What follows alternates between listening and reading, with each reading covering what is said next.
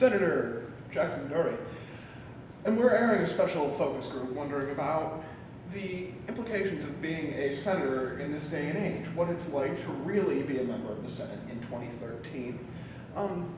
What do you think of this? What do you think of your job? What do you do? Well, as a senator, I'm extremely busy. My day is full from the moment I wake up to the minute I go to sleep with meetings. I have to meet with lobbyists, activists, special interest groups, and I also have to spend some time fundraising and lobbying for funds for my next campaign to get reelected. So it sounds like you spend most of your time in Washington. You don't get to see your wife and kids all that much. Unfortunately, yeah, in this day and age, Congress people are just needed more and more on the Hill, and unfortunately, I have to choose between my job and my home life, and a lot of the time, my home life is the one that suffers. Do you have difficulty connecting with your constituents back home? Well, visibility in a senator's home state is extremely important, so I actually do try and make it home as often as I can and be seen by my constituents and let them know that I care about what they think. But in the event that I'm unable to return home for whatever length of time, my campaign staff usually runs a couple ads and does lets the people know that I am listening to what they think. Now, Mr. Senator, a lot of people feel that they don't actually need to be involved in politics. Like, they'll just come out for the presidential election. They might not even know when the senatorial election is. They feel like their government is autonomous enough where they don't actually need to be involved in any way. What are your feelings about this? Well, I have to say I disagree strongly with that feeling. Being involved with your representative in Congress is one of the most important things you can do as an American citizen. For example, I had a group of kids come to my office just to see what it was like to meet a senator, and they also expressed similar sentiments to me that they didn't really need Congress, or they didn't really need to worry about what Congress was doing. So I asked them a couple of questions like, how do they get to my office? Do they use the interstate?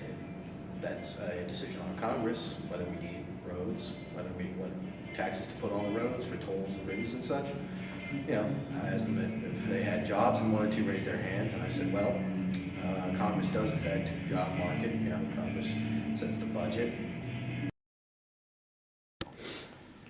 I'm here today with Dr. Hester of the Political Science Department of this prestigious university. Doctor, she has spoken and written extensively on the ethical state of Congress. Doctor, what is that ethical state of Congress today?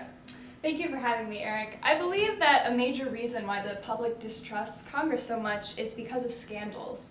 Because whether scandals are uncovered or even if the people are punished, they weaken the confidence in the Congress members. So politicians today are held at a very high standard of ethical conduct, very much higher than that of a regular person. And when politicians are uncovered with these, it really makes the public distrust.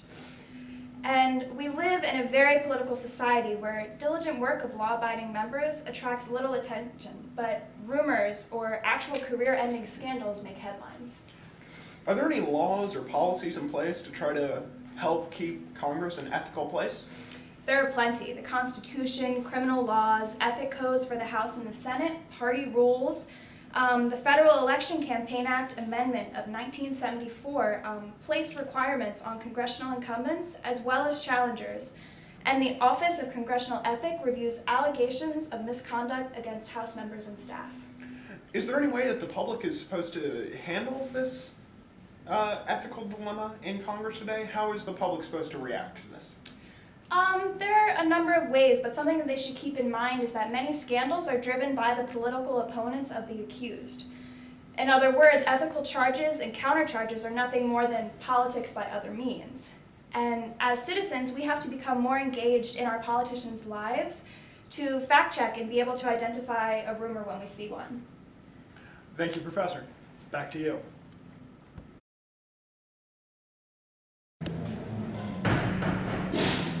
Congresswoman, what are some shortcomings of today's congressional process? Well, as far as deliberation goes, the system is entirely convoluted. Outcomes are normally predetermined, and the leaders package bulky policies so that a small number of staff aides and members know what provisions were inserted or left out.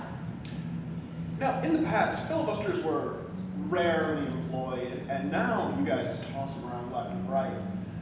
Why? The partisan filibuster is a recent innovation. In fact, Barbara Sinclair's research dates that the organized partisan filibuster dates it back to the first 2 years of the Clinton administration. So, Republican-led filibusters obstructed half of all major measures. The widespread use of delaying tactics in the Senate has effects that extend far beyond the highly controversial issues. What do the American people need to know about today's Congress? A large majority of Americans view Congress as two separate entities. There's the Congress as the unit that makes decisions, and there's the individual that they elect in their hometown to represent them. Congress is a complex, and the twists and turns of the legislative process often hinder the progress of the congressmen that the constituents elect. The moment we set foot onto the Hill, we begin to play a game of politics, one in which the people are usually given the short end of the stick. Thank you. Back to you. I'm here at the University of Maryland, Baltimore County Public Policy Building to find out what the students of tomorrow think about Congress today. There's a student right there. Sir, Hello? who are you? I am Diego. And what are you working on here? I'm studying for an exam, In? political science. Ah, we found one. What do you think about Congress today? Well, that's a very loaded question. Congress is an extremely complex political machine, and really the 9/11 attacks have caused me to start thinking a lot about how the physical continuity of Congress is protected. For example, if the unthinkable were to happen and an attack was carried out on Capitol Hill, how quickly could we replace members of the Senate or the House? So you think about the expendability of congressmen? Well, it's a complex issue, especially since they're all up for re-election every 2 or 6 years. So, why not?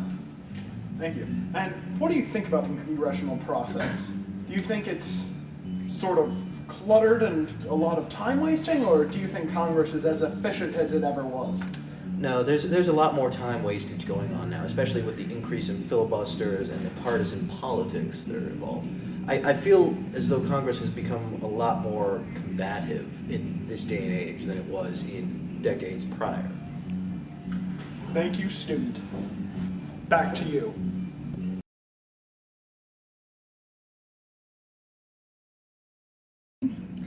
Okay, so I'm joined here today with your name, Jay, and he's gonna answer a few questions about, Congress to better understand what the citizens' view on Congress today. So Jay, did you vote in the recent election? Actually, yes, I did. Okay, and do you feel it's important to vote and be engaged in politics? I think it's absolutely important to vote because, voting is your ability to speak out without actually talking. And if you don't take advantage of that opportunity, you're wasting an opportunity that a lot of people have fought for. And so, I would say yes, voting is definitely very important. Okay, and do you feel connected to your members that are in Congress, or do you feel as if they're distant and unapproachable and that you can't get your concerns voiced? I feel like connection is a two-way thing, and I definitely do not feel connected, but I also know that I don't put a lot of effort into reaching out to my congressman. I know there are some congressmen that do reach out, but efforts, like I said, have to be both ways, and they also have to reach out more, and we also have to reach out more in order to get a mutual connection. Well, Jay, thank you for your time, and we'll catch you next time.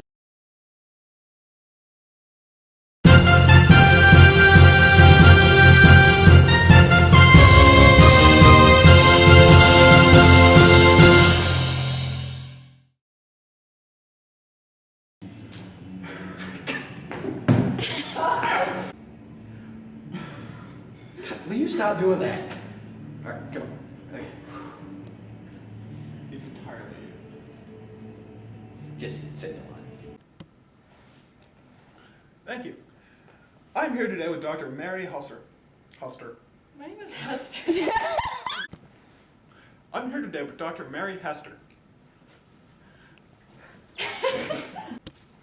I'm here today with Dr. Mary Huster of the I'm here today with Dr. Mary Hester of a university that has a trademark name that we can't say on our news program. I'm here today with Dr. Hester.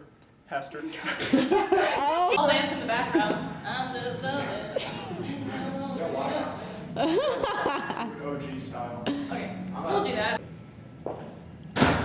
Yo, I'm just a bill. Yeah, I'm only a bill. And I'm sitting here on Capitol Hill. And it's a long, long journey to the capital city. It's a long, long wait while I'm sitting in committee, but I know I'm gonna be a law someday. At least I hope and pray that I will. But today I'm still just a bill.